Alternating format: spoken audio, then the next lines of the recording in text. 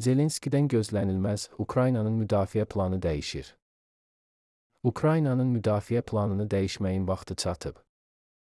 Axar az xəbər verir ki, bu sözləri Ukrayna prezidenti Vladimir Zelenski Müdafiə naziri Denis Şmıqal və Baş Kəşfiyyat İdarəsinin rəisi Kiril Budanovla görüşündə deyib. Müdafiə nazirinin hesabatı. Bir neçə əsas element. Ukraynanın fundamental müdafiə sənədlərinə, xüsusən də dövlətimizin müdafiə planına dəyişiklik etməyin vaxtı çatıb. Hərbi əməliyyatların gedişi göstərdi ki, konkret olaraq nələrin yenilənməsi lazımdır, Zelenski bildirib. Putinin son bəyanatları postmüharibə dövrünə hazırlıq kimi anlaşılmalıdır. Baku TV'nin analitik baxış verilişinin yeni buraxılışı yayımlanıb. Müharibə ritmində yaşamağa alışmış Rusiyanı nə gözləyir? Vladimir Putinin son bəyanatları postmüharibə dövrünə hazırlıq kimi anlaşılmalıdırmı? Moskva və Kiyev arasındakı atəşkəsdən sonra dünyanı nə gözləyir? Verilişin qonaqları millət vəkilləri Sahib Aliyev və Rizvan Nəbiyevlə bu və digər suallara aydınlıq gətirilib. Məni alçaldıblar, cəbhəyə gedirəm, Yermak. Ukrayna Prezident Administrasiyasının PA istifaya göndərilmiş rəhbəri Andrey Yermak qalmaqaldan sonra ilk dəfə Qərb jurnalistləri ilə əlaqə saxlayıb. Axar az xəbər verir ki, bu barədə New York Post NYP məlumat yayıb. Yermak özünü dürüst və vicdanlı insan adlandıraraq istənilən repressiyaya hazır olduğunu bildirib. Məni alçaldıblar və ləyaqətim qorunmayıb.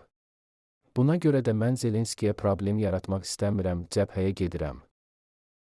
Qeyd edək ki, ölkədə korrupsiya qalmaqalı fonunda Zelenski Yermakin Ukrayna Prezident Administrasiyasının rəhbəri vəzifəsindən istifa ərizəsini qəbul edib.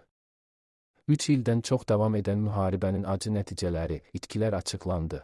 ABŞ, Rusiya və Ukrayna arasında sülh planı üzrə intensivləşən danışıqlar regionda ehtiyatlı nikbinlik yaratsa da, müharibənin 3 ili ərzində toplanan acı statistika savaşın insan həyatına, cəmiyyətə və iqtisadiyyata vurduğu dağıdıcı zərbəni üzə çıxarıb.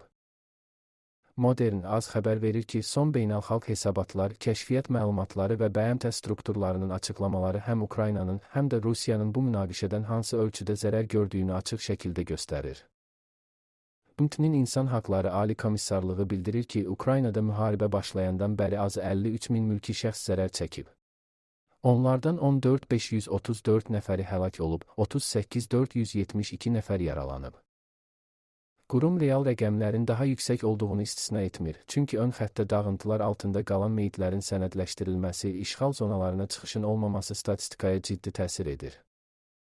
Ukrayna ombudsmanı Rusiyada 16 minə yaxın Ukraynalı mülkinin qanunsuz saxlanıldığını, itkin düşənlərin sayının isə 10 minlərlə olduğunu bildirir. Bəzi xarici qitlər bu rəqəmi 70 minə qədər qiymətləndirir.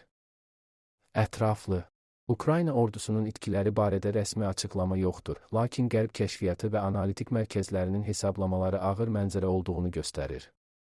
Müharibənin əvvəlindən bu yana 60-100 min Ukraynalı hərbçi həlak olub, 300-350 min arası əskər yaralanıb. Müstəqil Uvaloses layihəsi adla təsdiqlənmiş 79 mindən çox Ukraynalı hərbçinin öldüyünü bildirir. Onlarla 1000 hərbçi itkin düşmüş sayılır. Həmçinin 4,5-8 min arasında Ukraynalı döyüşçünün Rusiya tərəfindən əsir saxlanıldığı ehtimal olunur. Rusiyanın hərbi itkiləri barədə mənzərə daha genişdir. Moskva rəsmi rəqəmləri açıqlamasa da Mediazona, Meduza və BBC Rusiyan kimi media qurumlarının araşdırmaları, eləcə də ABŞ və Britaniya kəşfiyyatının qiymətləndirmələri Rusiyanın insan itkilərinin müharibə boyunca 1 milyon nəfərə yaxınlaşdığını göstərir.